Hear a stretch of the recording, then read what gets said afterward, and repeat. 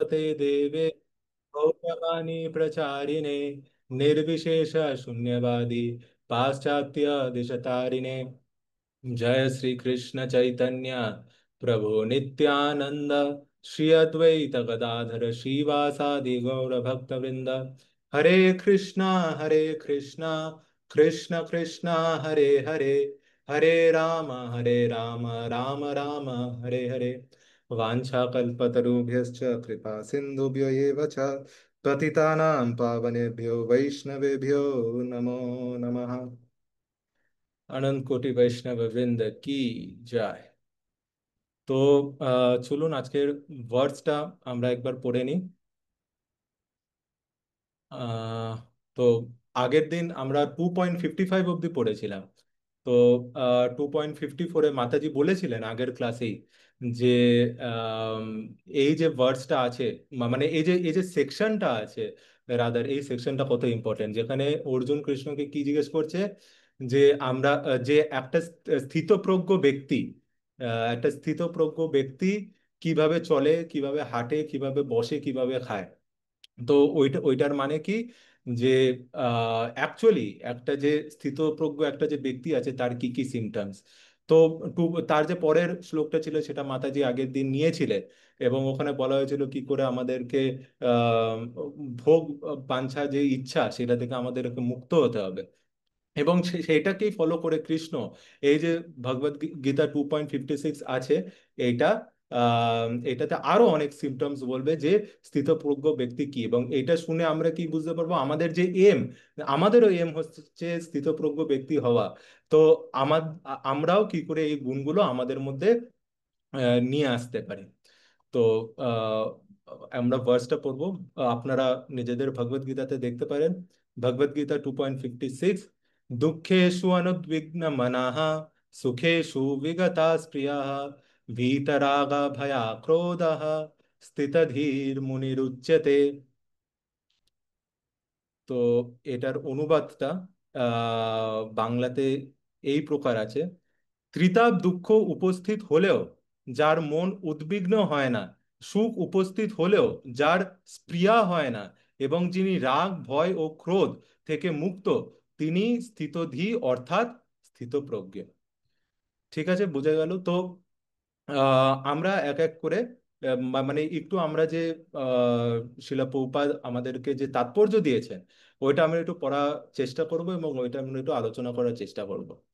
তো প্রথমে শিলা প্রভুপাদ বলছে, মুনি তাকে বলা হয় যিনি কোনো স্থির সিদ্ধান্তে উপনীত না হয়ে নানা রকম অনুমান করবার জন্য মনকে নানাভাবে আলোড়িত করতে পারেন। তাই বলা হয় যে নানা মুনির নানা মত। কোনো মুনির মত যদি অন্য মুনির থেকে স্বতন্ত্র না হয় তবে তাকে যথার্থ মুনি বলা যায় না। আর এখানে কি বলা হচ্ছে, আহ নাসা ঋষির ইয়স্য মতম না ভিন্নম, মহাভারতে এটা দেওয়া আছে। তো এখানে কি বলা হচ্ছে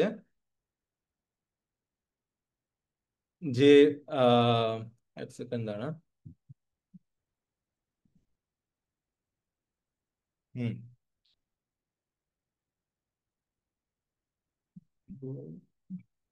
হুম।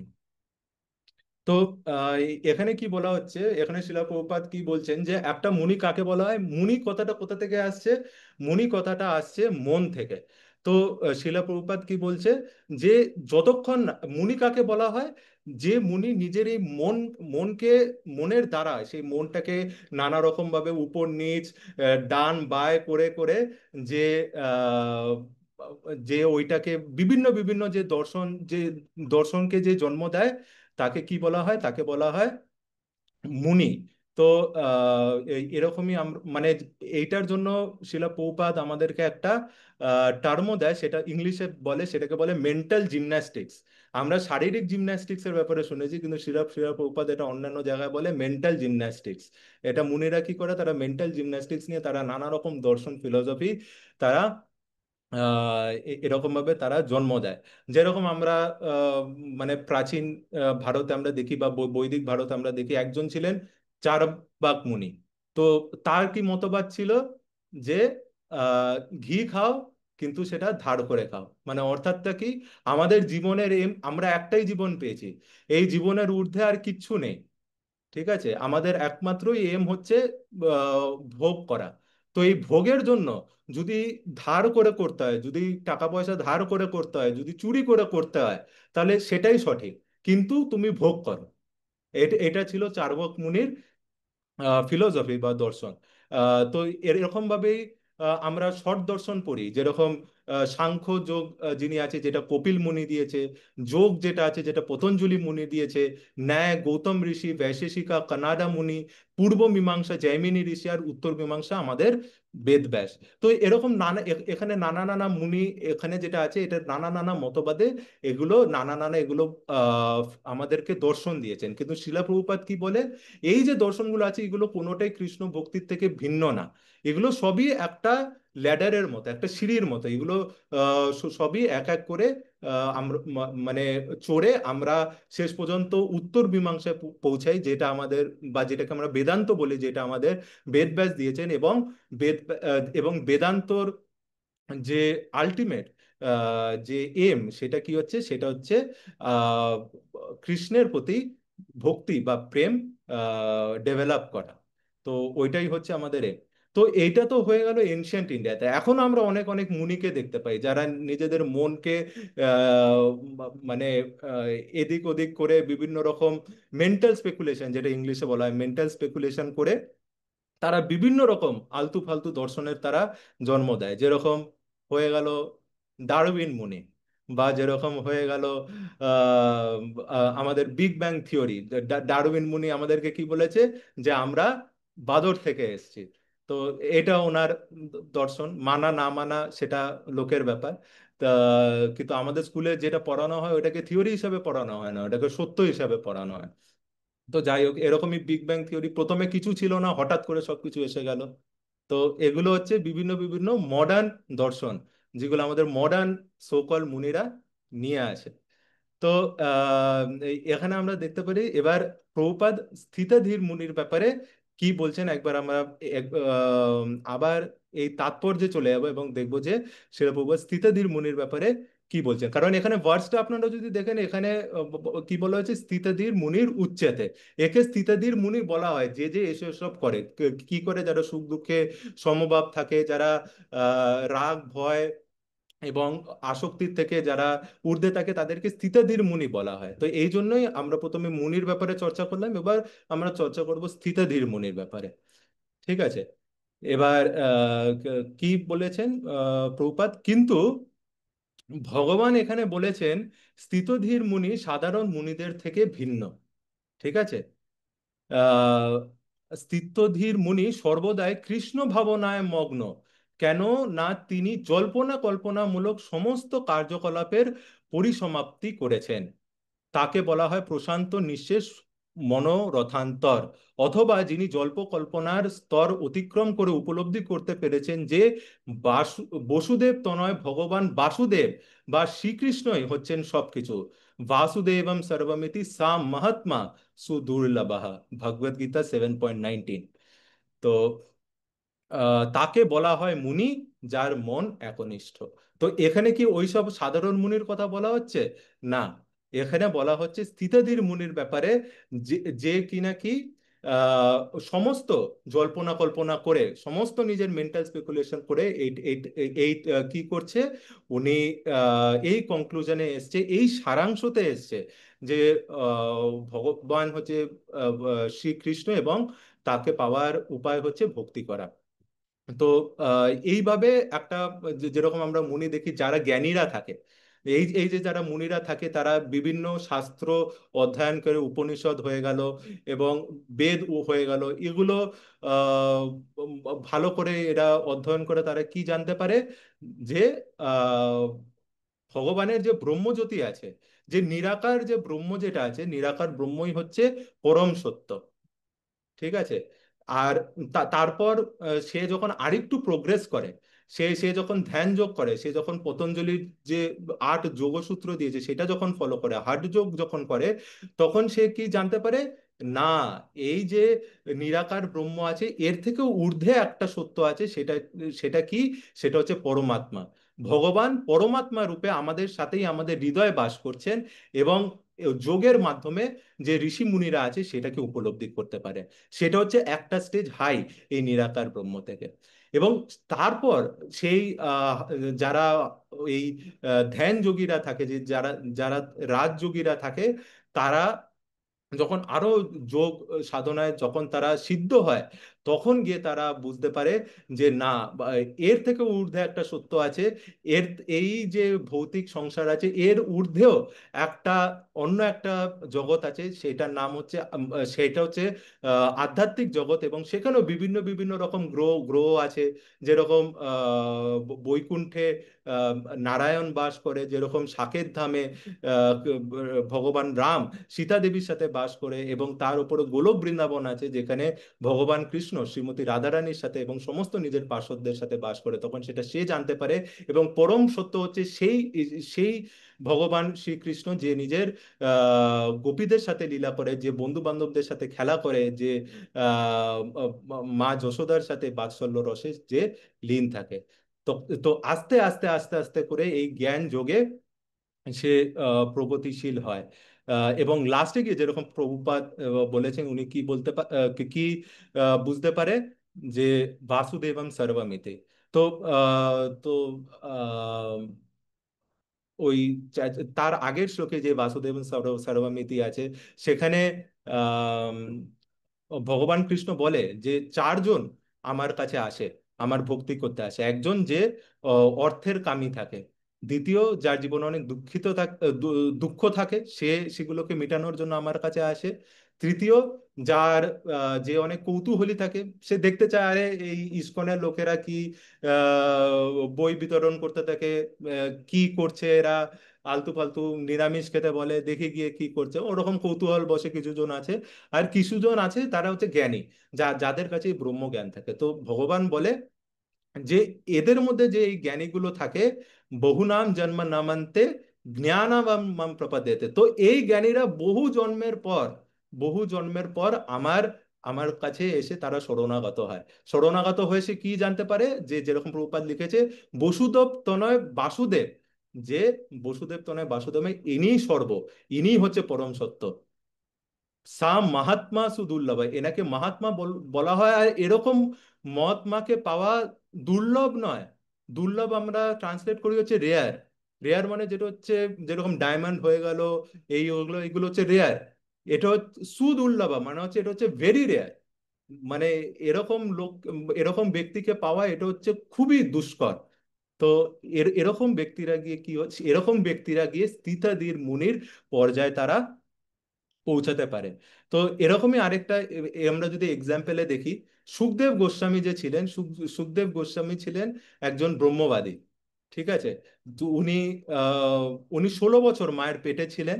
এবং উনি যখন মায়ের পেট থেকে বেরোয়, তো তো উনি তখন 16 বছরের একটা নবযুবক ছিলেন, এবং পেটের থেকে বাইরে বেরোতেই উনি জঙ্গলের দিকে ছুটে যায়, কেননা জন্ম থেকেই তার বৈরাগ্য ছিল। এবং তিনি জন্ম থেকেই উনি আহ ব্রহ্ম সাক্ষাৎকার করা একজন ব্যক্তি ছিলেন। তার জড় জগতের প্রতি কোনো আকর্ষণ ছিল না। কিন্তু তিনি তখন জঙ্গলে চলে যায়, তখন বেদব্যাস কি করে, বেদব্যাস তার শিষ্যকে দিয়ে দুটো শ্লোক তার শিষ্যকে শিখিয়ে পাঠায়, যে যাও, এটা গিয়ে সুখদেব গোস্বামীকে বলো। তখন আপনাদের মধ্যে কেউ বলতে পারবে যে এই দুটো শ্লোক গুলো কোনগুলো, যেগুলো সুখদেব গোস্বামীকে শোনানো হয়, যার পর তারপর সুখদেব গোস্বামীর হৃদয় পরিবর্তন হয়?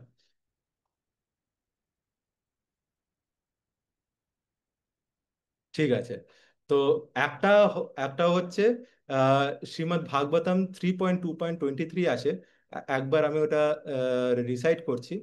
তো সেটা হচ্ছে অহো বকিয়ম স্তনকালকূটম জিঘাংসয়া পায়য়দপি অসাধ্বী লেভে গতিম ধাত্রি উচিতম ততোন্যম কম বা দয়ালুম শরণম ব্রজেমা। এখানে কি বলা হচ্ছে, এখানে এখানে বলা হচ্ছে যে ভগবান কৃষ্ণ এতটাই দয়ালু যে পুতনার রাক্ষসী যে বিষ খাওয়াতে এসেছিল ভগবান কৃষ্ণকে, ভগবান কৃষ্ণ কি করলেন, তাকে নিজের মায়ের পজিশন দিলেন। তিনি তাকে তার মায়ের পজিশন দিলেন। এখানে ভগবানের দয়া শুনে, দয়ার ভাব শুনে তখন সুখদেব গোস্বামীর হৃদয়ে ভগবানের প্রতি প্রেমের উদযাপন হলো।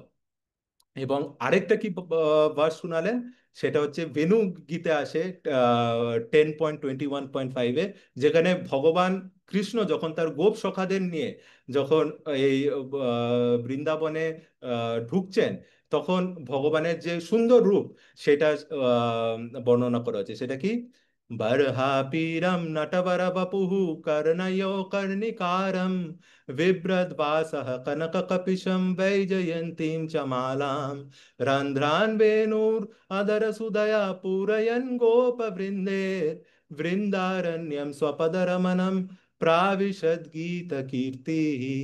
তো এই ভগবানের রূপ এবং ভগবানের এই দয়া, এগুলো এগুলোর ব্যাপারে শুনে সুখদেব গোস্বামীর হৃদয় তৎক্ষণাৎ পরিবর্তন হয় এবং তিনি ভগবানের প্রতি তার আকর্ষণ জাগে এবং তিনি বাড়িতে ফেরত আসে এবং বেদব্যাস তাকে শ্রীমদ্ ভাগবতম শেখায় এবং পরে গিয়ে উনি সেটা মহারাজ পরীক্ষিতকে বলে। তো এইভাবে আমরা দেখতে পাই যে কি করে একটা ব্রহ্মবাদী বা একটা নর্মাল মুনি, একটা স্থিতাধীর মুনি, যেটা প্রভুপাদ বলছেন স্থিতাধীর মুনি কে, যিনি হচ্ছেন কৃষ্ণ কনসিয়াস, যিনি কৃষ্ণ ভাবনামৃত, এইভাবে তিনি পরিবর্তন হয়েছিলেন।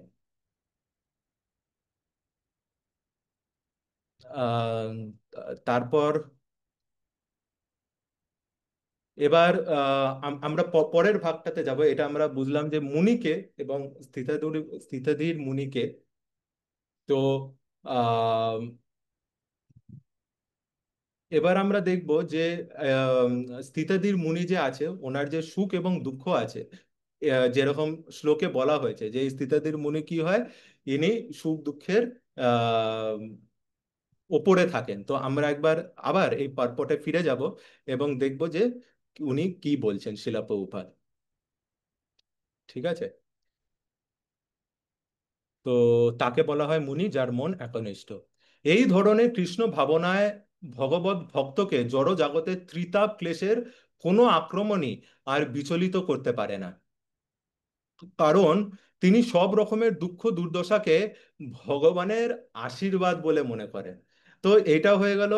আহ আচ্ছা ঠিক আছে, এটা পড়ে নিই। তিনি মনে করেন তার পূর্বকৃত অসৎ কর্মের ফলস্বরূপ আরো দুঃখ দুর্দশা তার একমাত্র প্রাপ্য, কিন্তু ভগবানের অহৈতুকী করুণার ফলে তার সেই সমস্ত দুঃখ দুর্দশার ভার অনেক লাঘব হয়ে গেছে।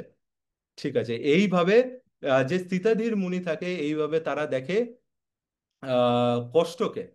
তো আর আমরা কষ্টকে কি করে দেখি, নর্মাল নর্মাল যে আমাদের যে অর্ডিনারি যে লোকগুলো আছে, তাদের জীবনে যদি কোনো কষ্ট আসে তাহলে তারা কি করে দেখে। ধরুন কারোর চাকরি ছিল, সেই চাকরি চলে গেল। আমরা কিছুদিন আগে দেখলাম টিসিএস 10,000 এমপ্লয়িজকে ফায়ার করে দিয়েছে। তো তার মধ্যে হয়তো একজনের নাম আসে, সে ভাবলো যে আমি ছোটবেলা থেকে কারোর সাথে কোনো বাজে করিনি, আমি আহ, আমি শুধু মাছ ভাত খেয়ে গেছি, যেটা আমার খাওয়ার অধিকার, যেটা বাঙালিদের খাওয়ার অধিকার। তো ওইটাতে তো কোনো খারাপ জিনিস নেই। আর আমি কারোর সাথে আমি আহ, কারোর কোনো খারাপ করিনি। ঠিক আছে। তো আমার সাথে এটা কেন হলো? এর মানে হচ্ছে আহ, এই প্রকৃতিতে কোনো ন্যায় ব্যবস্থা নেই। এই প্রকৃতিতে কোনো ন্যায় ব্যবস্থা নেই। আরে ন্যায় থাকবে কি করে? ন্যায় দেওয়ার জন্য একটা জাজ তো চাই। ওরকম কোনো জাজ নেই এই প্রকৃতিতে। এর মানে কি? এর মানে ভগবানের কোনো অস্তিত্বই নেই, কারণ ভগবান যদি থাকতো তাহলে সে প্রকৃত ন্যায় করতো আমার সাথে। কিন্তু আমার সাথে ন্যায় হয়নি, আমি সুখ পাইনি, আমি দুঃখ পেয়েছি, এর মানে ভগবান নেই। তো তো এইভাবে তারা কি মানে কনক্লুড করে নেবে যে ভগবানের কোনো অস্তিত্ব নেই। খুব কম লোকেরাই যারা থাকবে, শিলা প্রভুপাদের কৃপায় এখন ইসকনের অনেক সেন্টার খুলেছে, লোকেরা বই বিতরণ করছে জায়গায় জায়গায়। লোকেরা কোনো দুঃখ আসলে ভগবান তাদেরকে যদি শ্রীমদ্ ভগবদ গীতা পৌঁছে দেয় বা কোনো যদি ভগবত ভক্তের বাণী পৌঁছে দেয়, তখন সে গিয়ে আলাদা আহ, মানে আলাদা লাইনে যায়, সে ভক্তিতে আসে। কিন্তু বেশিরভাগ কি হয় কলিযুগে, বেশিরভাগ এটাই হয় যে তারা নাস্তিক হয়ে যায়। এটা তো কমন লোকের কথা হলো, এবার আমাদের কথা ভাবে। আমরা আমরা ভক্তি করছি, আমরা বছরে 1 বছর, আমরা ভক্তিতে 1 বছর 2 বছর 3 বছর 4 বছর ধরে আছি। আমরাও পড়াশোনা করেছি, চাকরি পাচ্ছি না, আমরা ভাবি আমি তো রোজ 4টের সময় উঠি, চান করে জব করি, রোজ মংলা অ্যাটেন্ড করি, হিয়ারিং রিডিং কমসে কম 30 মিনিটস করে আমি করি, কিন্তু তাও আমি জব পাচ্ছি না। এটা কেন হচ্ছে? ভগবান যদি আমাকে একটু জবটা দিয়ে দেয়, আমি তো ভগবানের সেবাই পয়সাটা লাগাবো। সবাই জবের আগে এটাই ভাবে যে আমি যখন চাকরি করব তখন কমসে কম 50%, যেরকম শিলা প্রভুপাদ বলেছে, আমি ভগবানের সেবায় লাগাবো। তো আর পরে যখন জবটা নিয়ে নেয় তখন কতটা দেয় আর না দেয় সেটা আলাদা ব্যাপার। আমি একটা ভক্তের মুখে শুনছিলাম একটা এরকম ইন্টারভিউতে, সে বলছিল যে শুধুমাত্র ইসকনের যে ভক্তরা আছে তারা যদি নিজেদের ইনকামের বা স্যালারি যাই হোক মিনিমাম 10%, 10%ও যদি তারা টেম্পেলে ডোনেট করে, তাহলে ইসকনের বাইরের কারো কাছে কোনো ডোনেশন চাওয়ার কোনো দরকার নেই, কোনো পলিটিশিয়ান কোনো এর কারোর কাছে কোনো দরকার নেই। এত ইসকনের কাছে নিজস্ব দীক্ষিত মানে ব্যক্তিরা আছে। তো যাই হোক, এটা অন্য ব্যাপার। তো আমরাও এটা ভাবি, আর আমাদের কি হয়, আমাদের শ্রদ্ধা কি হয়, ডগমগিয়ে যায়। ঠিক আছে, কিন্তু আমরা এখানে কি পড়ছি, এই যে স্থিতাধীর মুনির ব্যাপারে শিলা প্রভুপাদ কি লিখছে, যে উনি কি মনে করে যে এটা ভগবানের কৃপা। আমার কাছে দুঃখ আসছে, এটা ভগবানের কৃপা। আমি আমি আসলে আমার পূর্ব কর্মের জন্য এবং এই জন্মেও যা যা কর্ম করেছি এবং যা যা কর্ম করে যাচ্ছি, আমি এর জন্য অনেক খারাপ ফলের আমি যোগী। আমি যোগ্য এর অনেক খারাপ ফলের জন্য আমি যোগ্য। কিন্তু ভগবান এতটাই কৃপাশালী যে আমি যদি একটা ইউনিট যদি ধরা হয়, আমি যদি 100টা খারাপ পাপ ফল পেতাম, সেটাকে কৃষ্ণ কমিয়ে সেটা এক করে দিয়েছে। আর সেই একটাও কেন করে দিয়েছে? যাতে সেই আহ, যে দুঃখটা আছে সেই দুঃখটার থেকে কিছু শিক্ষা পেয়ে আমি যেন ভক্তিতে আরো দ্রুত বেগে প্রগতিশীল হতে পারি। তো এইটা সে ভাবে। যে যেরকম আমরা আমরা দেখতে পাই, আমরা শিলা প্রভুপাদ লীলামৃত পড়ছি এবং আমরা এটা আরো দেখব, যে শিলা প্রভুপাদ যখন পাশ্চাত্য দেশে যাচ্ছিলেন, শিলা প্রভুপাদের 2টো হার্ট অ্যাটাক হয়। তো তখন যে 2টো হার্ট অ্যাটাক হয়, শিলা প্রভুপাদ কি ভেবেছিলেন আমি আমার গুরুর কর্ম করতে, গুরুর যে আজ্ঞা পূরণ করতে, ভগবানের নাম প্রচার করতে, ভগবানের বাণী প্রচার করতে আমি বিদেশে যাচ্ছি, সবকিছু ভগবানের জন্য করতে, নিজের পুরো ফ্যামিলিকে ছেড়ে দিয়ে 70 বছর বয়সে, আর সেখানে কৃষ্ণই আবার আমাকে হার্ট অ্যাটাক দিচ্ছে? এইটা আবার কিরকম? আমরা যদি হতাম আমরা কি করতাম? আমরা ফেরত আসার তো এখানে ছিল না, আমেরিকায় যখনই জাহাজটা পৌঁছাতো হয়তো আমরা প্লেনে করে ফেরত চলে আসতাম। কিন্তু উনি কি তা করেছে? উনি উনি বরঞ্চ কি লিখেছে, সেখানে বসে জলদূতে, যে আনি আছো প্রভু যদি আমারে নাচাতে, নাচাও নাচাও প্রভু নাচাও সে মতে। তো শিলা প্রভুপাদ কি বলেছে, যে যে কৃষ্ণ আমি তো তোমার হাতে একটা কাঠপুতলি, তো তুমি আমাকে এখানে যদি নাচাতে এসেছো তাহলে তোমার মতে যেভাবে খুশি আমাকে নাচাও, আমি তোমার।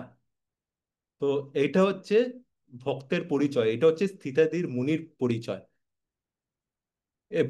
আমরা পরম পূজ্য জয়পতাকা স্বামী মহারাজকে দেখি, জয়পতাকা বা যে যে কোনো অন্যান্য শিলা প্রভুপাদের ডিসাইপেলকে দেখি, কিন্তু আমরা যদি জয়পতাকা মহারাজকে দেখি, উনি যখন মাদ্রিদের এয়ারপোর্টে ছিলেন, তখন হঠাৎ উনি ফিল করলেন একটা ঠান্ডা কিছু একটা গলা দিয়ে চলে গেল। কিছুক্ষণ পর উনি ওটাকে হাত দিয়ে দেখলো যে ওনার হাত ভর্তি পুরো রক্ত। কি কি দেখলেন, যে একটা সাইকো এসে, একটা পাগল এসে ওনার গলা কেটে দিয়ে চলে গেছে। তারপর কি হলো, হাসপাতালে গিয়ে দেখা গেল যে ওনার ব্লাড অনেক লস হয়ে গেছে, তার জন্য তাকে ব্লাড ট্রানফিউশন করতে হবে, অন্যান্য অন্যান্য অন্য একটা ব্যক্তির থেকে ব্লাড নিতে হবে। তো হাসপাতালরা এত ইররেসপন্সিবল, এতটাই দায়িত্ববোধহীন, তারা সেই ব্লাডটাকে ঠিক করে টেস্ট না করে সেটাকে ট্রান্সফার করে দিলেন। এবং তার ফলে কি হলো, তার বিভিন্ন মহারাজের আরো অর্গানের কমপ্লিকেশন আরো বাড়লো, যার ফলে 2008 সালে পরে গিয়ে ওনার স্ট্রোকও হলো। তারপর আরো তো আপনারা জানতেই থাকেন, আমরা এখানে থাকি মায়াপুরে, আমরা এখানে খোঁজ পাই যে মহারাজ এখন ওনার হেলথ এরকম ভাবে ডাউন হয়েছে, এখন অসুস্থ হয়ে গেছেন, কিন্তু তাও তিনি কি সেই দিনই উনি মালয়েশিয়ার জন্য তিনি রওনা দিলেন। উনি কি ভাবছে যে আমি আমি আমার গুরুদেবের যে প্রজেক্ট আছে টিওবিপি এইটা করার জন্য কৃষ্ণ তো আমাকে অ্যাস্ট্রোলজিক্যালি, যেরকম সেদিন প্রভুজি মাতাজি বলছিলেন, অ্যাস্ট্রোলজিক্যালি তো জয়প্রতাকা স্বামী মহারাজের শেষ বছর 2008 সালে ছিল, কিন্তু উনি কৃষ্ণকে না বলে রেখেছেন যে আমার গুরুদেবের যতক্ষণ না টিওবিপি যে প্রজেক্ট আছে সেসবে আমি ততক্ষণ ফিরে যাব না। তো উনি তো ভগবানকে বলতে পারে না আপনারই মন্দির করার জন্য, আপনাকেই নতুন ঘর দেওয়ার জন্য আমি এখানে আছি, আর আপনি আমাকে এরকম ভাবে কষ্ট দিয়ে যাচ্ছেন। তো উনি কি এটা বলছেন? উনি এটা বলছেন। তো এইটা আমরা চোখের সামনে দেখতে পাচ্ছি। আমরা এতটা ভাগ্যবান যে এত স্থিতধীর মুনি, যেটা ভগবদ গীতার পেজে লেখা আছে, এগুলো আমরা প্র্যাকটিক্যাল আমরা নিজেদের চোখের সামনে দেখতে পাচ্ছি। এবং এনাদের বাণী এবং এনাদের যত অ্যাসোসিয়েশন পসিবল আমাদের এগুলো নেওয়া উচিত। তো এটা আমরা চর্চা করলাম দুঃখের ব্যাপারে। এবার আমরা চর্চা করব সুখের ব্যাপারে। যে স্থিতাধীর মুনি আহ, আহ, যখন সুখ আছে তখন কি হয়, তার আগে আমরা নিজেদের কথা ভাবি যে আমাদের যখন কোনো সুখ আছে তখন আমরা কি ভাবি। আমরা তো তখন আমরা ভগবানকে ভুলে যাই। যখন কোনো সুখ আসে তো তখন আমরা কি ভাবি, আমার কাছে আমি কোনো জব পেয়েছি, আমি আইআইটি পেয়েছি, হ্যাঁ ভগবানের কৃপা আছে, লাভ তো দরকার হয়, কিন্তু হার্ড ওয়ার্ক, পরিশ্রম না ছাড়া কি কিছু সম্ভব? পরিশ্রম না করলে কি আর কোনো কৃপা টিপা কি কোনো কাজ দেবে? আমি পরিশ্রম করেছিলাম, আমি নিজের মাথাকে লাগিয়েছিলাম, সেই জন্যই গিয়ে আমি এই এক্সামটাকে আমি ক্র্যাক করতে পেরেছি, সেই জন্যই গিয়ে আমি এই জবটা পেয়েছি। তখন সে সবকিছু ভুলে যায়, ভগবানের কে ক্রেডিট দেওয়া, সে সবকিছু ভুলে যায়, তখন সমস্ত ক্রেডিট তার নিজের, কিন্তু দুঃখের সময় সমস্ত দোষ ভগবানের, আমার কোনো দোষ নেই, সেটাতে ভাবে। কিন্তু একটা স্থিতধীর মুনি কি ভাবে, যদি আমরা পারপরটা দেখি, তাৎপর্যটা দেখি, তেমনি যখন তার সুখানুভূতি হয় তখন তিনি নিজেকে সেই সুখের অযোগ্য বলেই মনে করেন। তিনি ভাবেন ভগবানের কৃপাতেই তিনি ওই রকম সুখপ্রদ অবস্থায় রয়েছেন এবং ভগবানের সেবায় তাই আরো বেশি করে আত্মনিয়োগ করতে পারছেন। তো স্থিতাদির মুনি কি ভাবছেন যে আমার এতে কোনো কৃতিত্ব নেই, সমস্ত যা হয়েছে পুরোপুরি ভগবানের কৃপা, আমার এতে কোনো রোল নেই।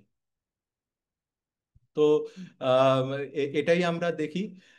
আর ওনারা কি ভাবে, এই স্থিতাধীর মুনি এই যখন সুখ আসে তখন ওনারা কি ভাবে যে আহ, মানে ধরুন ফর এক্সাম্পল আমার কাছে কিছু লক্ষ্মী এসছে, ঠিক আছে, আমার কাছে কিছু পয়সা এসছে।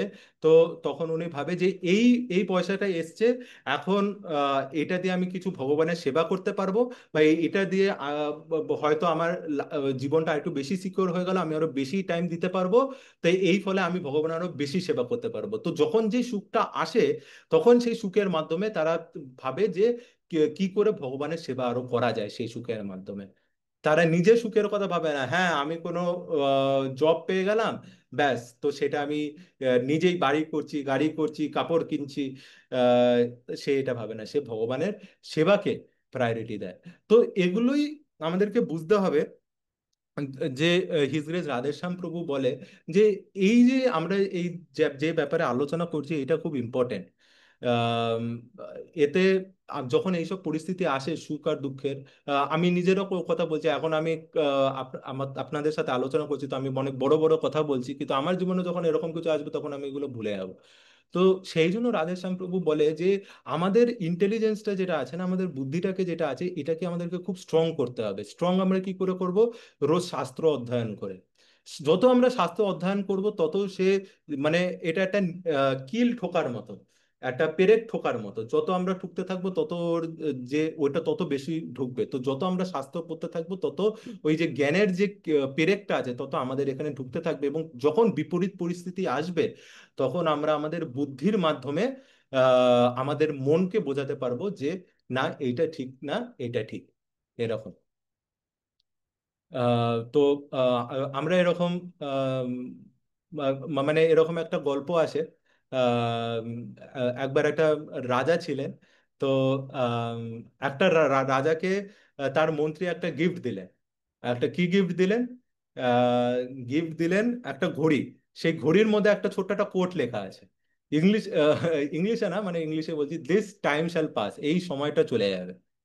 তো যখন দুঃখের সময় আসতো, তখন সে ঘড়িটা দেখতো এবং সে বুঝতো যে এই যে সময়টা আছে, এটা চলে যাবে।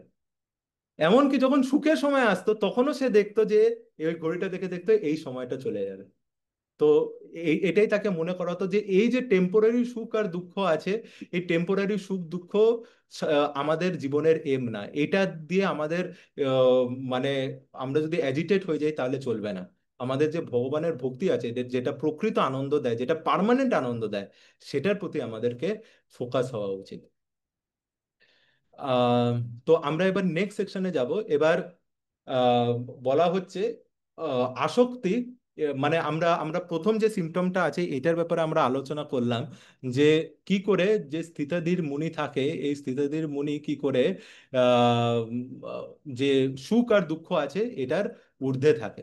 তো এখন আমরা এই সেকেন্ড সেকশনের দিকে যাব, যেখানে বলা হচ্ছে কি করে এই স্থিতাধীর মুনি আহ, ভয়, ক্রোধ এবং আসক্তি আহ, উপরে থাকে এবং এগুলোকে কন্ট্রোল করে।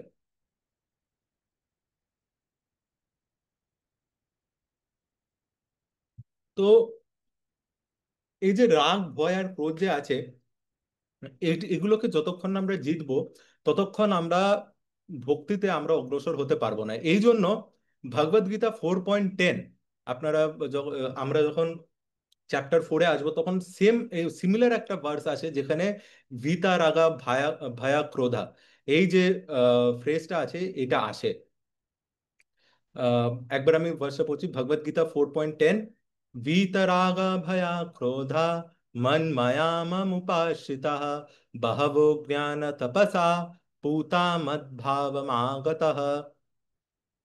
তো এখানে কৃষ্ণ বলছেন যে ভয়, ক্রোধ এবং আসক্তির থেকে মুক্ত হয়ে যখন একজন আমার চেতনায় পুরোপুরি অ্যাবজর্ব হয়ে যায় এবং যখন আমার আশ্রয় নেয়, তখন সে আমার জ্ঞানের দ্বারা পবিত্র হয় এবং আহ, তারা পবিত্র হয়ে আমার প্রতি তারা প্রেমা ভক্তি লাভ করে। এটা 4.10-এ বলা হচ্ছে। তো এখানে আমরা বুঝতে পারছি যে মানে যখন একটা কিছু রিপিট হয় বারবার, তো তখন আমরা যেরকম মন মানা ভাবা মদ ভক্ত, এটা আমরা দেখি এটা দুবার আসে। চ্যাপ্টার 9-এও আসে, চ্যাপ্টার 18-এও আসে।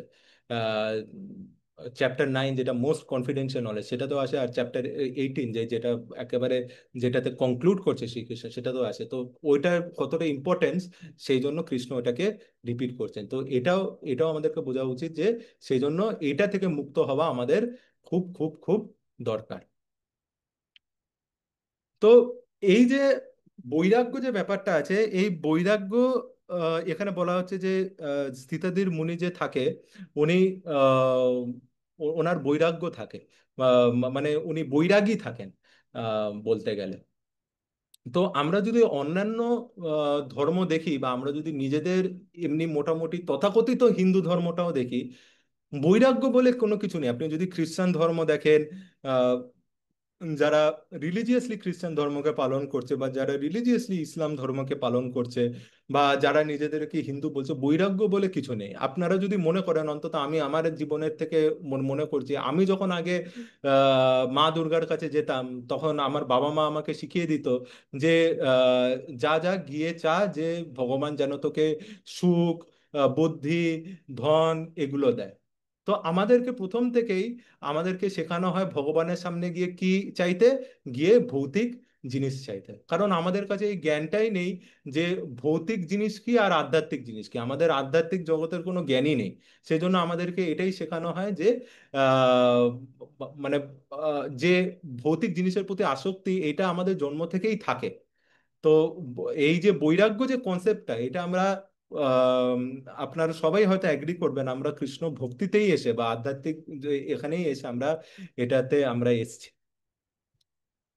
তো আম, আর 2.44-এও এখানে বলা হয়েছে যে ভোগ ঐশ্বর্য প্রসক্তানাম তয়া পারিত চেতসাম ব্যবসায়িত্মিকা বুদ্ধি সমাধৌ ন বুদ্ধিদীয়তে, ভগবদ গীতা 2.44। তো সেখানে কি বলা হচ্ছে, ভোগ ঐশ্বর্য প্রসক্তা নাম, যতক্ষণ আমরা ভোগ আর ঐশ্বর্যে যতক্ষণ আমরা আসক্ত হয়ে থাকবো, ততক্ষণ আমরা যে বুদ্ধিযোগের, ওখানে বুদ্ধিযোগের কথা ছিল, ওখানে যে ভগবান যে ভগবত ভক্তিতে আমরা ঠিক করে অগ্রসর হতে পারবো না। তো এটাই বলা হচ্ছিল। আর আম, আর চৈতন্য মহাপ্রভুও বলেন কি, আহ, মানে চৈতন্য মহাপ্রভু না, চৈতন্য মহাপ্রভুর যে দর্শন, ওটা হচ্ছে মহাপ্রভুর ভক্তগণে বৈরাগ্য প্রধান। যে আপনারা দেখবেন যে অন্যান্য যে সহজিয়ারা আছে, তাদের কোনো বৈরাগ্য নেই। এবার এবার তারা কি কি করে না করে আমি সেটার মধ্যে যাব না, নালে ক্লাস অন্যদিকে চলে যাবে। কিন্তু মহাপ্রভুর যে আমাদের যে গৌড়ীয় সম্প্রদায়, এর এর মধ্যে একটা প্রধান প্রিন্সিপাল কি, এর মধ্যে একটা প্রধান সিমটম কি, যে এটাতে আহ, মানে কি করে আমরা বুঝবো একজনকে দেখে যে এ চৈতন্য মহাপ্রভুর গৌড়ীয় পরম্পরায় একজন ব্যক্তি, তার বৈরাগ্য দেখে। একজনকে যদি দেখিস না সে খুব আসক্ত, সে শরীরের প্রতি খুব আসক্ত, সে নিজের ড্রেসিং নিয়ে খুব আসক্ত, সে ভৌতিক জিনিস নিয়ে খুব আসক্ত, তখন সে হয়তো সে গৌড়ীয় সম্প্রদায় দিয়ে দীক্ষিত হতে পারে, কিন্তু সে আসল অর্থে সে বৈরাগী না। বা সে অ্যাকচুয়াল অর্থে সে গৌড়ীয় না। কারণ আর আরেকটা কি বলা হয় শ্রীমদ্ ভাগবতে, যে ভক্তি যে ভক্তিতে যে আমরা প্রগতি করছি, আমরা যে প্রোগ্রেস করছি, ওটার সিমটম কি, যে আমাদের জ্ঞান হবে আর আমাদের বৈরাগ্য হবে। তো যতক্ষণ না বৈরাগ্য হচ্ছে ততক্ষণ, মানে এটা হচ্ছে আমাদের টেস্টিং ফ্যাক্টর। যেরকম আমরা আমরা যে আমরা কতটা পড়াশোনা করেছি, আমরা একটা বিষয়ের ব্যাপারে কতটা জানি, ওইটা আমরা টেস্ট দিয়ে বুঝতে পারি।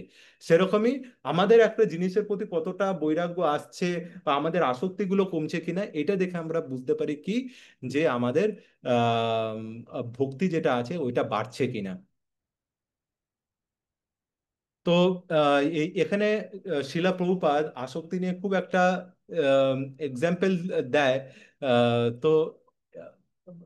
তো শিলা প্রভুপাদ বলে যে যেরকম মানে শুনতে হয়তো এটা খারাপ লাগবে, কিন্তু যেরকম মল থাকে, যে তো আহ, যে মল থাকে, এবার মলের ওপর, মলকে খেতে মলের পোকা থাকে, সে এসে ওইটার ওপর বসে।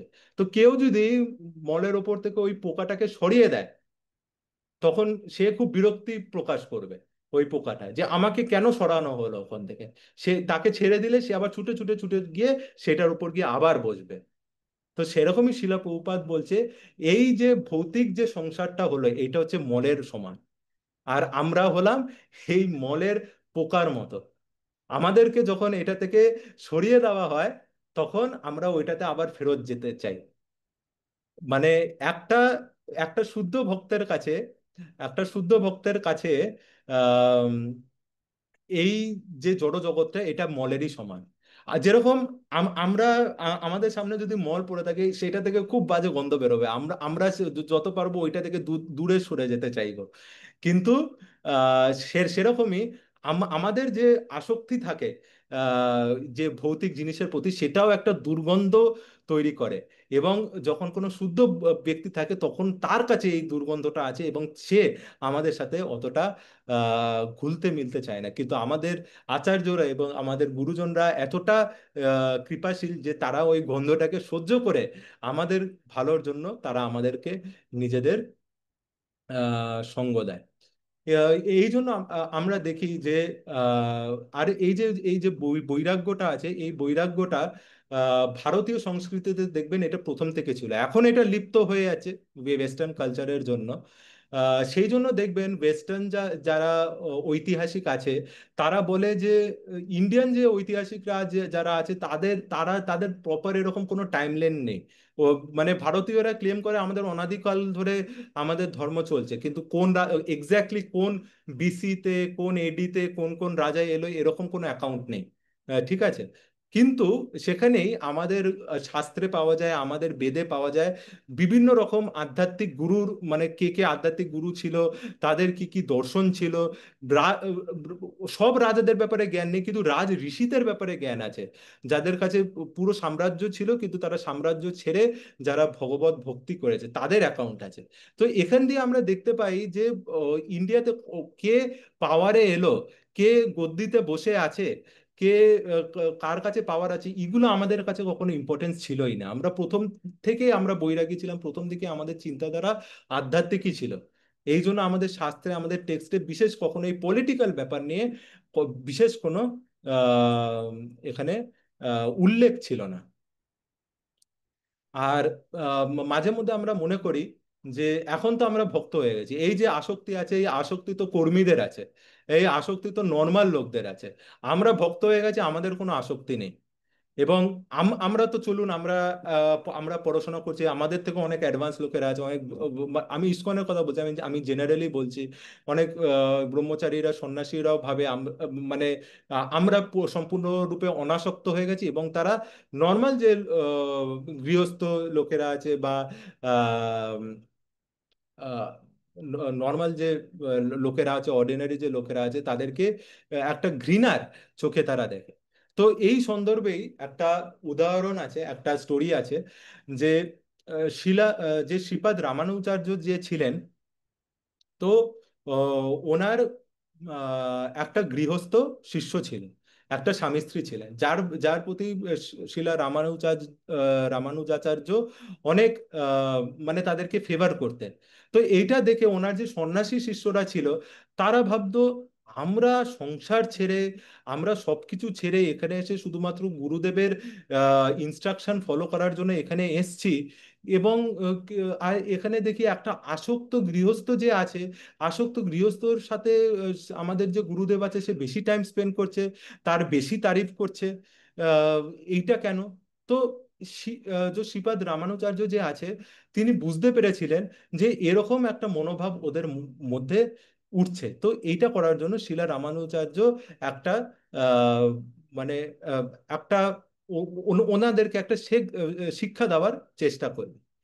তো একদিন যখন সেই সেই স্বামী স্ত্রীর মধ্যে যে স্বামীটা ছিল, তিনি যখন বাইরে কাজ করতে গেছিলেন, এবং তার স্ত্রী যখন ঘুমাচ্ছিলেন, তখন শ্রীপাদ রামানুজাচার্য ওই কিছু সন্ন্যাসী তাদের শিষ্যদের ওদের বাড়িতে পাঠালেন। ঠিক আছে, ওদের বাড়িতে পাঠিয়ে কি বললেন, যে যাও ওই ওই বাড়িতে গিয়ে যত সোনা গয়না আছে ওগুলো সব চুরি করে নিয়ে আসো। তো সন্ন্যাসী শিষ্যরা একটু অবাক হয়ে গেলেন, একটু অবাক হয়ে এবার গুরুদেব বলেছেন সেটা তো করতেই হবে। তো তারা গেলেন, তো বাড়িতে কেউ ছিল না, শুধুমাত্র তার স্ত্রী ঘুমাচ্ছিল, এরকম এক পাশ হয়ে ঘুমাচ্ছিল। ঠিক আছে, তো তারা সোনা গয়নাগুলো নিলেন।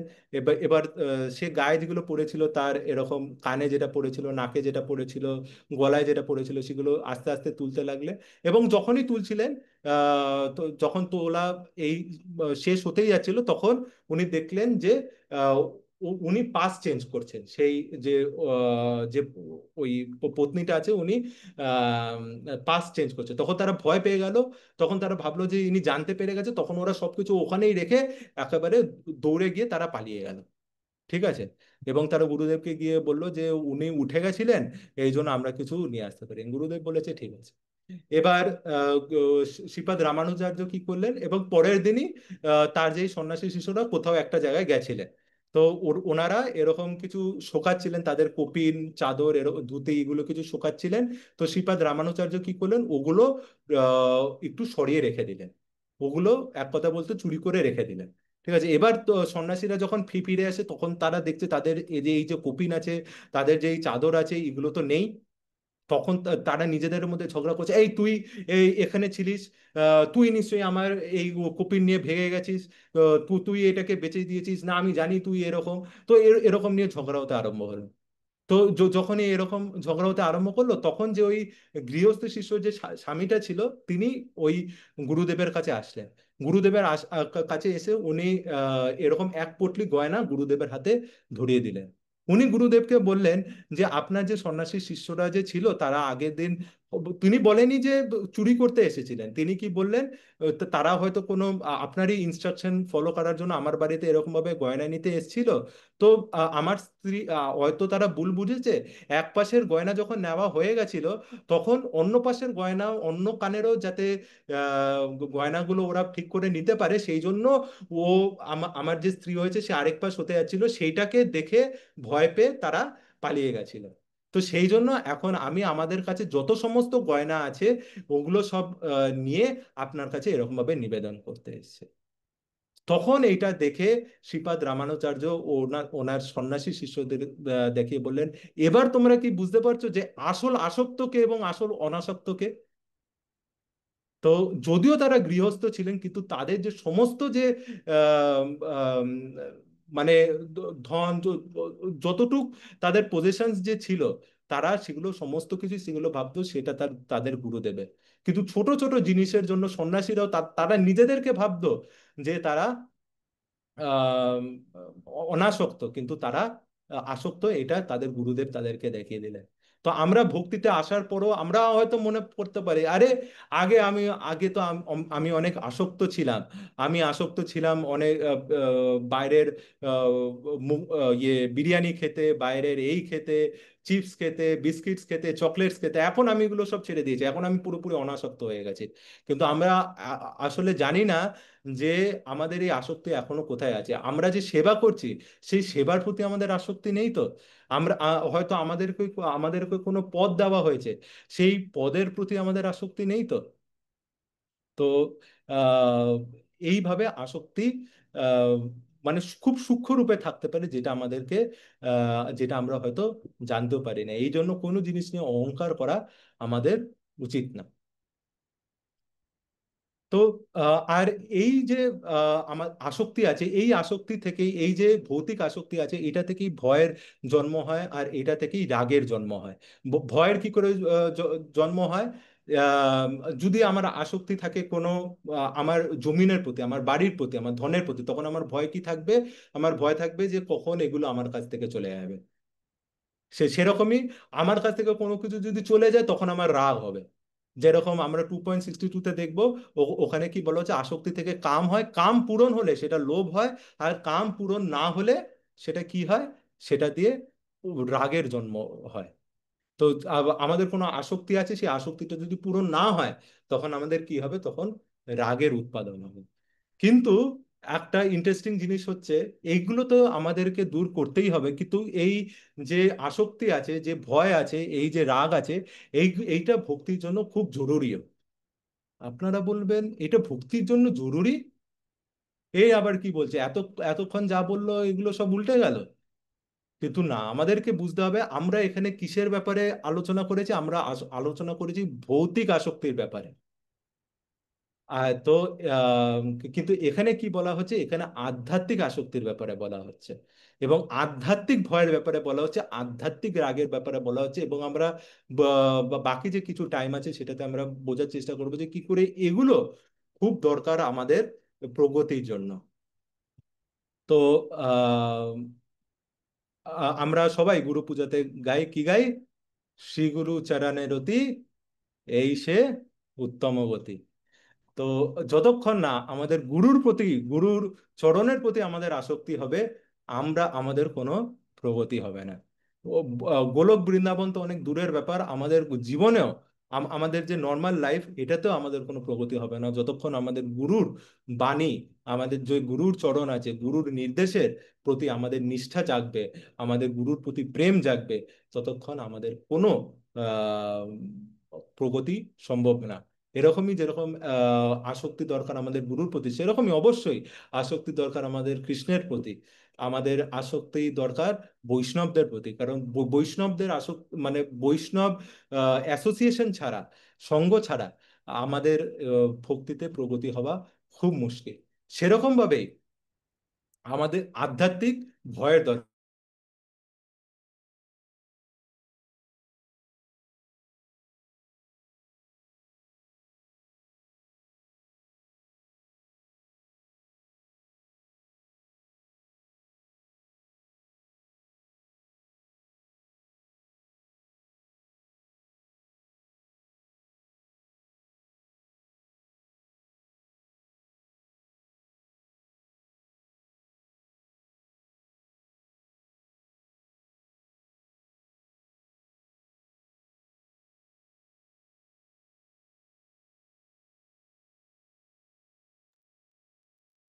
হরে কৃষ্ণ।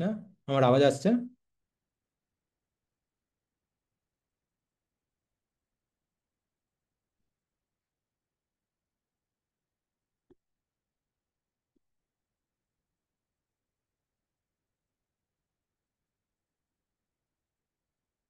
হরে কৃষ্ণ, আওয়াজ আসছে? হ্যাঁ। হ্যাঁ, তো সরি, এখানে লাইট চলে গেছে তো। আর মোটামুটি 5-6 মিনিটই বাকি আছে তো। আমি হটস্পটে কানেক্ট হয়েছি এবং দেখা তো কিছু যাচ্ছে না, সেই জন্য আমি ক্যামেরা অফ করেই বলছি বাকিটা। তো ভয় আমাদের কিসের দরকার? ভয় আমাদের দরকার মায়ার প্রতি। শ্রী শিলা প্রভুপাদ কি বলতেন? শ্রী শিলা প্রভুপাদ বলতেন যে আমার একটাই চিন্তা, যে আমার যে ভক্তরা আছে এরা মায়ার থেকে বেশি ভয় পান না। আর একবার শিলা প্রভুপাদ যখন ভগবানের সামনে দাঁড়িয়ে প্রে করছিলেন, তখন ভগবানের সামনে দাঁড়িয়ে যখন প্রে করছিলেন, তখন তার একটা শিষ্য তাকে জিজ্ঞেস করে যে আপনি কি প্রে করছেন? তখন শিলা প্রভুপাদ তাকে বলে যে আমি এটাই প্রে করছি যে আমি যেন মায়াতে না পড়ে যাই। তো আমরা ভাবতে পারছি যে শিলা প্রভুপাদের মতো আচার্য এটা প্রে করছে আমি যেন মায়াতে না পড়ে যাই। এবং আহ, আম, কিছুদিন পরে এরকমই একটা লেকচারে বা এরকম একটা রুম কনভারসেশনে।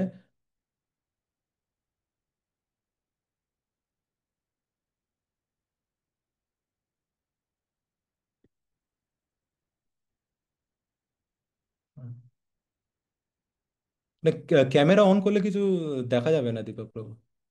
হুম, হুম। ঠিক আছে, 4 মিনিট আছে, আমি এটা শেষ করে দিচ্ছি। তো হুম। তো তো তো কিছুদিন পরেই শিলা প্রভুপাদ নিজেদের শিষ্যদের লেকচার দিচ্ছিলেন যে তোমরা সবাই মায়াতে পড়তে পারো, কিন্তু শুধুমাত্র আমি মায়াতে পড়তে পারি না। তখন ওই শিষ্যটা ওখানেই ছিলেন, যে যে যাকে শিলা প্রভুপাদ বলেছিলেন। তখন তো তখন উনি জিজ্ঞেস করলেন, আরে আরে প্রভুপাদ, আপনি তো আগের দিন ভগবানের কাছে এটা প্রে করছিলেন যে আপনি পড়ে না যান। তখন শিলা প্রভুপাদ এটা বলেন যে হ্যাঁ, আমি এটা রোজ প্রে করি, এই জন্যই আমি আমি কনফিডেন্ট যে আমি মায়াতে আর পড়বো না। তো এইটাই আমাদেরকে বুঝতে হবে যে মায়ারকে ভয় পাওয়া আমাদের কতটা আম, দরকার।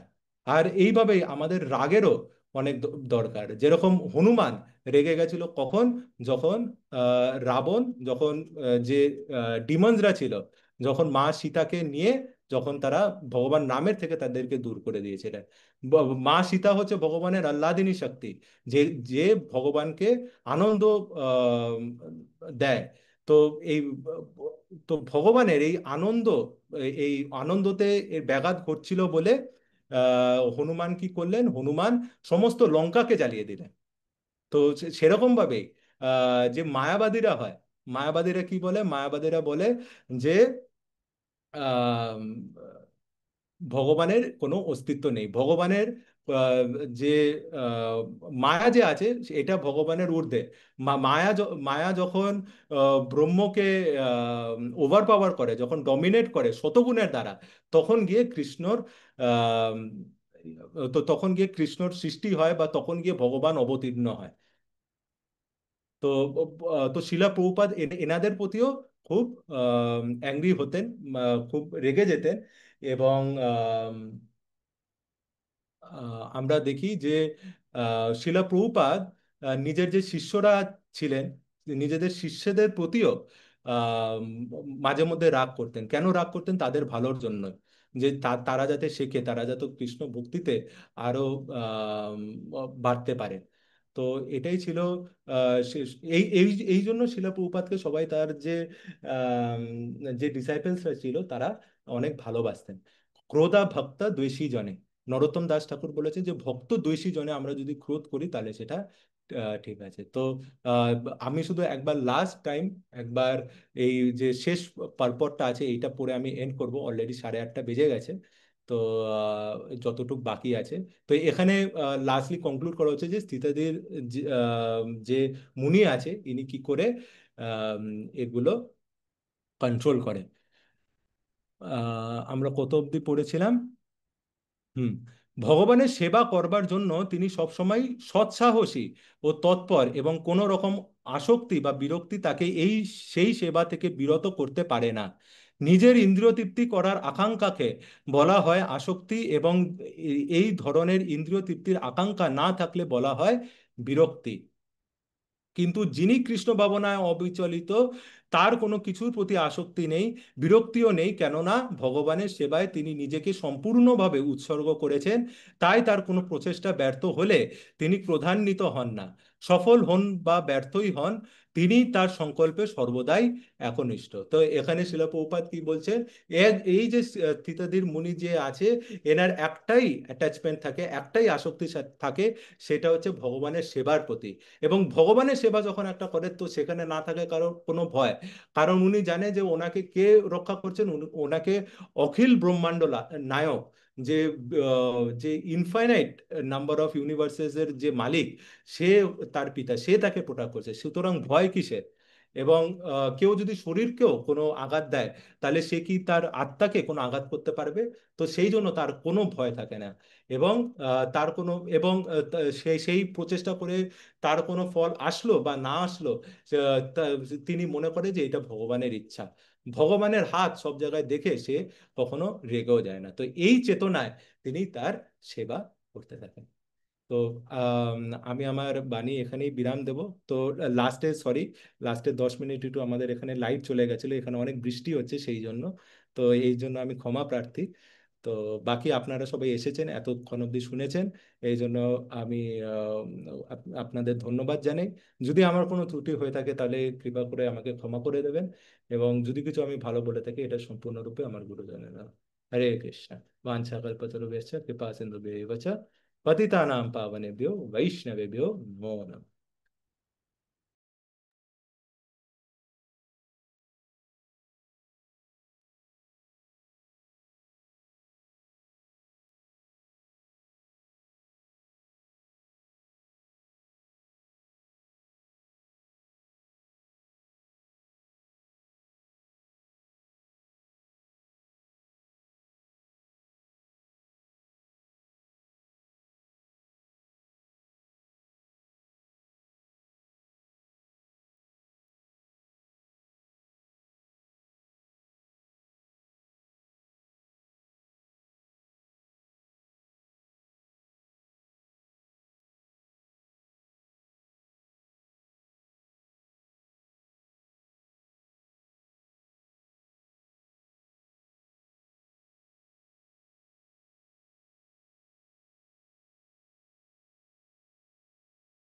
হরে কৃষ্ণ, আওয়াজ আসছে আমার? কালিদাস প্রভু। হ্যাঁ, ঠিক আছে। তো সেটাই, অনেকটা এফর্ট লাগে তো। সেটা আমার দেখে খুব খুশি হলো যে উনি এতটা পুরো অ্যাটলিস্ট 1 আওয়ার অব্দি সেশনটা কন্টিনিউ দিয়েছেন। খুবই ভালো লাগলো দেখে। আর আপনারা সবাই এসেছেন ভগবদ গীতা শেষের জন্য, এটাই খুব খুশির কথা। আর একটু চেষ্টা করুন যে যেন আমাদের কাউন্টটা বাড়ে। কেন এত কম কাউন্ট যখন, আগে তো আমাদের কাউন্ট অ্যারাউন্ড 200 কাছাকাছি যেত, 150 এরকম যেত, কনস্ট্যান্ট ছিল, বাট এখন অনেকটাই কমে গেছে। তো যারা যারা আসছেন ওরা যদি এফোর্ট করে, তাও হতে পারে, মানে নিজের গ্রুপের ডিভোটিসদেরকে আনা, দেখা ওরা এসেছে কিনা, যেরকম বাডি সিস্টেম আছে সব গ্রুপে, একটু চেক করা যে আমার বাডি এসেছে কিনা বা আমাদের গ্রুপ সব মেম্বার্স আছে কিনা চেক করে একটু। কেন, মেন্টারের ওপরে যদি সব রেসপন্সিবিলিটিস থাকে তো অনেক কিছু সেবা থাকে মেন্টারদের, মান্থান চলছে, এতগুলো গ্রুপ আছে তো অনেক সেবা আছে সেগুলো আহ মধ্যে ওরা এঙ্গেজ থাকে, কত দেখবে কে কে এসেছে কে আসেনি। তো আমাদেরও একটা রেসপন্সিবিলিটি থাকা উচিত যে আমাদের গ্রুপের ডিভোটিসরা এসেছে কিনা ওটা দেখে ওদেরকেও নিয়ে আসা। কেন, ফ্রি অফ কস্ট ক্লাস হচ্ছে, কোনো লক্ষ্মী না কিছু না, জাস্ট মানে সানডে অ্যান্ড থার্সডে যে টাইমিং আছে, 7:30 PM Thursday and Sunday 10 AM, এই দুটো আমাদের ভগবত গীতা ক্লাস আছে। তো ওই সময় যেন আমরা নিজের একটু যা কাজ ফাজ আছে, ম্যাটেরিয়াল কাজ, পড়াশোনা, ওইসব একটু বাদ দিয়ে যেন এই গীতা ক্লাসে প্রেজেন্ট থাকি। তো এটাই আমার জাস্ট নিবেদন আছে, রিকোয়েস্ট আছে। তো নেক্সট ক্লাসে আবার দেখা হবে। হয়তো প্রভুজি বা মাতাজি হয়তো ক্লাস দিতে পারে। তো ধন্যবাদ সবার আসার জন্য। ওয়াঞ্ছা কল্পতরুভ্যশ্চ কৃপা সিন্ধুভ্যেব চ পতিতানাং পাবনেভ্যো বৈষ্ণবেভ্যো নমো নমঃ। अनंत कोटि वैष्णववृंद की जय। जगत गुरु श्रील प्रभुपाद की जय। उपस्थित सभी गौर भक्त वृंद की जय। निताय गौर प्रेमानंदे। हरि हरि बोल।